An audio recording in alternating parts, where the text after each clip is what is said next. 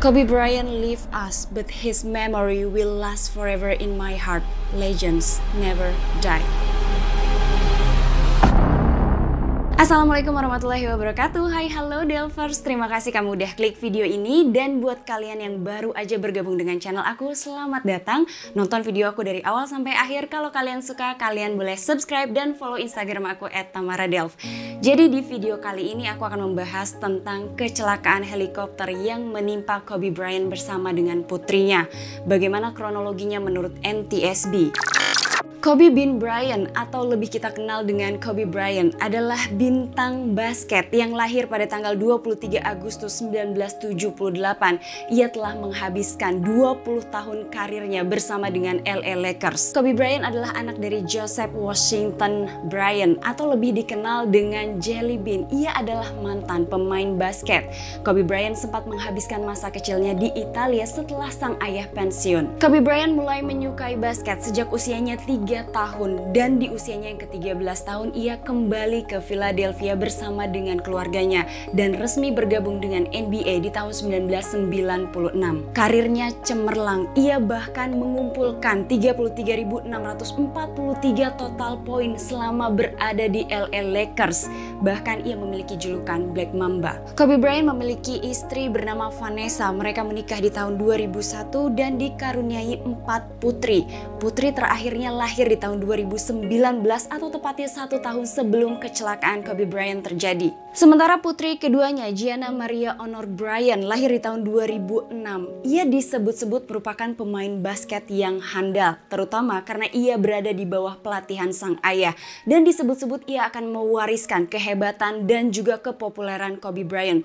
Namun sayang, karirnya terhenti di usianya ke-13 tahun. Kobe Bryant dan juga Gianna atau sering dipanggil dengan sebutan Gigi ini hendak pergi menuju ke Sport Academy Mamba untuk menghadiri sebuah kompetisi bola basket di tanggal 26 Januari 2020 atau tepatnya pada saat kecelakaan helikopter itu terjadi. Kobe Bryant memang disebut-sebut sering menggunakan helikopter untuk menghindari kemacetan lalu lintas di California. Maka keberangkatannya di tanggal 26 Januari bersama dengan Gigi merupakan hal yang biasa ia lakukan. Sedikit membahas tentang helikopter yang digunakan dalam penerbangan di tanggal 26 Januari 2020 ini adalah helikopter Sikorsky S-76 yang diproduksi tahun 1991. Awalnya ketika pertama kali diproduksi, helikopter ini memiliki 12 kursi penumpang. Setelah dibeli oleh Island Express, diubah interiornya menjadi memiliki 8 kursi penumpang. Helikopter ini juga telah memiliki 4.716 total jam terbang. Pilot yang menerbangkan helikopter ini adalah Era Zobayan. Usianya 50 tahun dan beliau telah mengumpulkan 8.200 total jam terbang,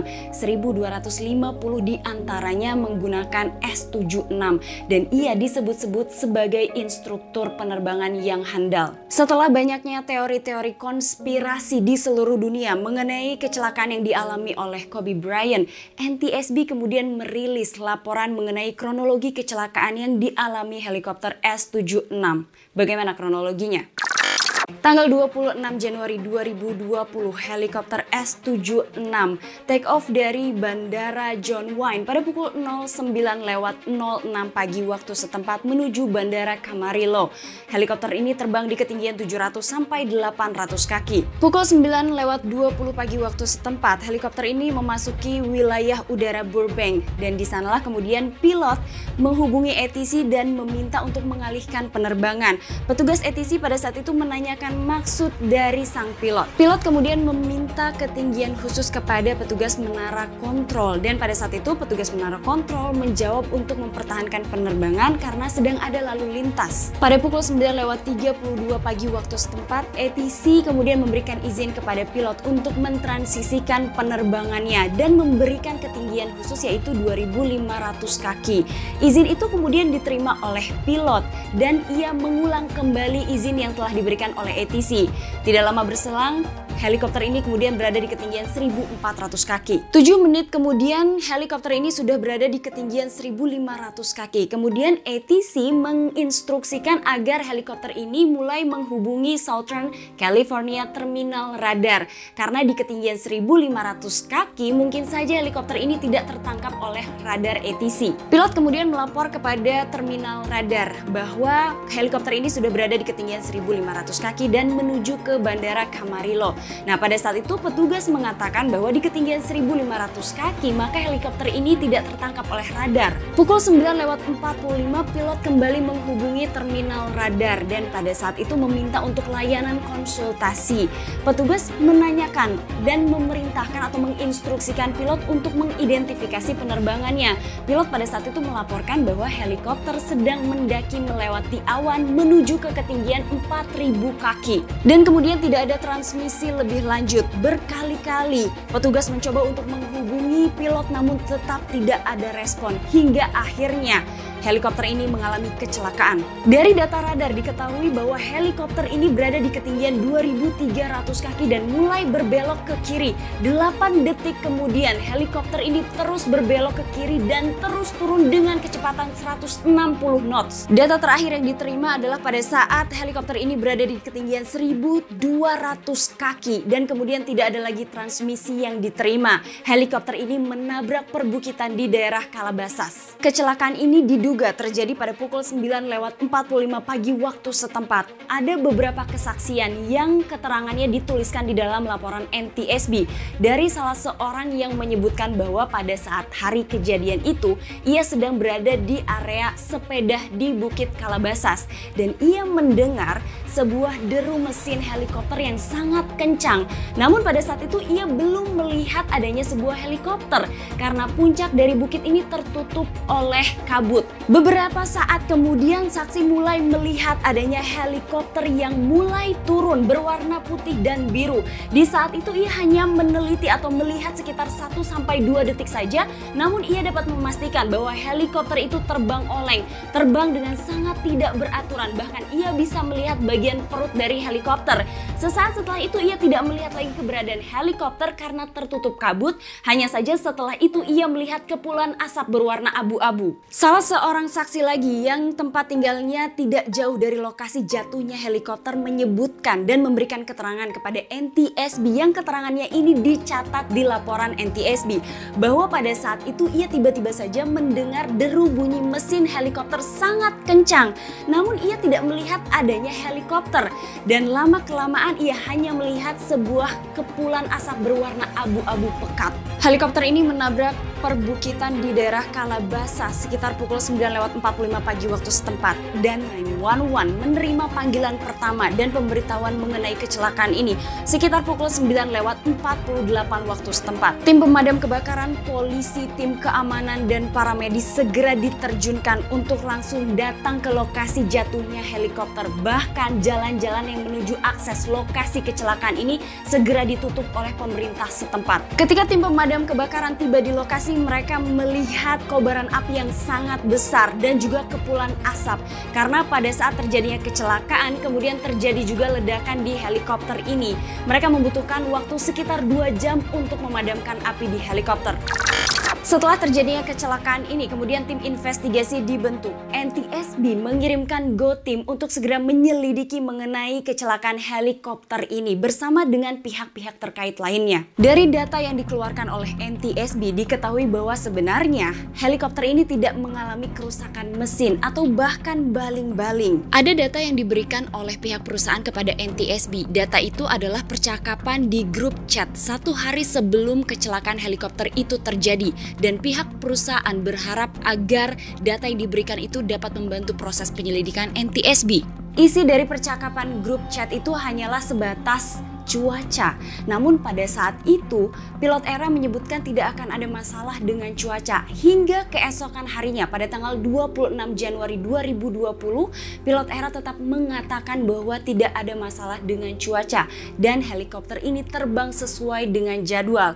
Namun hingga batas waktu yang ditentukan, pilot Era ini tidak juga masuk dan bergabung dalam percakapan itu lagi. Karena pihak perusahaan mulai khawatir, maka kemudian salah satu karyawannya ini memerintahkan untuk melakukan pemeriksaan terhadap data real time penerbangan helikopter itu. Dan ternyata helikopter berhenti terbang pada pukul 9:45 menit waktu setempat. Kemudian pihak perusahaan meminta lagi salah satu karyawannya untuk menghubungi pilot secara khusus dari frekuensi khusus. Namun tetap tidak ada respon dari pilot ERA. Karena ternyata pilot ERA ini tetap tidak bisa dihubungi, maka akhirnya pihak perusahaan mengirimkan sebuah helikopter lagi ke rute yang sama untuk memastikan apa yang sebenarnya terjadi dengan helikopter S-76 yang diterbangkan oleh pilot ERA.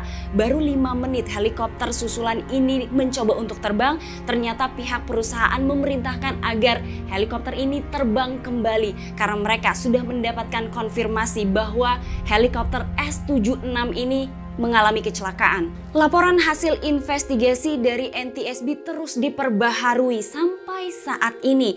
Namun tim NTSB meyakini bahwa kecelakaan yang terjadi pada helikopter yang ditumpangi oleh Kobe Bryant ini bukan karena masalah kerusakan mesin helikopter atau baling-baling. Lalu lantas apa yang menjadi masalah dalam penerbangan ini? Menurut hasil penyelidikan NTSB, diketahui bahwa pilot ternyata gagal mendeteksi kondisi cuaca dan membatalkan penerbangan pada saat mengetahui kondisi cuaca yang buruk. Bahkan pada saat helikopter ini masuk ke kumpulan awan dan juga kabut, pilot dikatakan tidak bisa menghindari kondisi tersebut dan terbang tidak sesuai dengan ketinggian yang diizinkan sebelumnya. Akibat dari kecelakaan ini, perusahaan Island Express kemudian dituntut dan disebut-sebut menjadi salah satu pihak yang menyebabkan kecelakaan helikopter tersebut.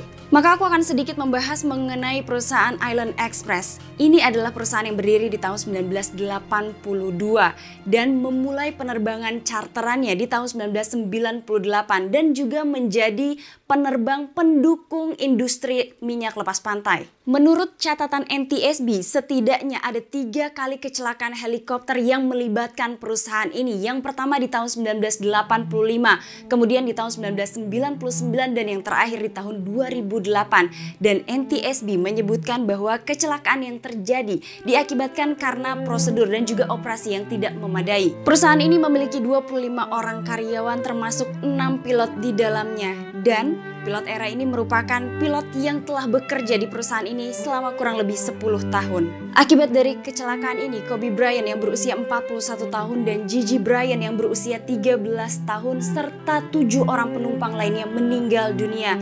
Dan karena kejadian ini, karir basket yang harusnya diemban oleh Gigi berhenti di usianya yang ke-13 tahun. Diadakan penghormatan terakhir di Staples Center. Seluruh penggemar dari Kobe Bryant datang dengan menggunakan pakaian atau kaos dengan nomor punggung yang biasa digunakan oleh Kobe Bryant, yaitu 8 dan 24. Bahkan mengheningkan cipta selama 24,2 detik dilakukan untuk menghormati Kobe Bryant, Gigi Bryant, dan para penumpang yang meninggal akibat kecelakaan helikopter ini. Pemakaman dari Kobe Bryant dan juga Gigi Bryant ini dilaksanakan pada tanggal 7 Februari 2020 secara tertutup. Hanya pihak keluarga dan kerabat terdekatnya saja yang hadir. Itulah informasi mengenai kecelakaan helikopter yang ditumpangi oleh Kobe Bryant dan putrinya Gigi Bryant pada tanggal 26 Januari 2020. Turut berdukacita yang sedalam-dalamnya atas kejadian ini. Pesan aku hari ini, Kobe Bryant pernah mengatakan, anggaplah semua latihan, semua permainan adalah seperti permainan atau latihan terakhirmu. Hai halo Delvers, kali ini aku akan bacain komen dari video terakhir. Yang pertama akan aku bacain adalah dari Rick1584. Aku dan temen pondok AI Lampung Selatan Cinta Mulia suka banget sama video Kak Tamara sampai kadang HP-ku pengurus dibuat nobar. Suka aja gitu pembawaannya enak didengerin juga nggak bosenin. Kak Tamaranya juga berpakaian rapi dan syar'i. Pokoknya tambah suka deh, salam dari santri Lampung kakak. Salam juga halo semua santri dari Lampung dan seluruh santri di Indonesia. Terima kasih banyak ya kalian udah nonton aku. Dan yang kedua adalah dari Muhammad Alif Alfiawan. Nggak pengen request, cuma mau cerita dikit aja sih. Jadi kemarin pengalaman pertamaku datang ke Bandara Soekarno-Hatta dan ngelihat pesawat yang ukurannya gede-gede. Seharian ku habisin keliling-keliling bandara, mulai dari terminal sampai jalan di pinggir runway. Plus bisa ngelihat pesawat take off dan landing secara langsung.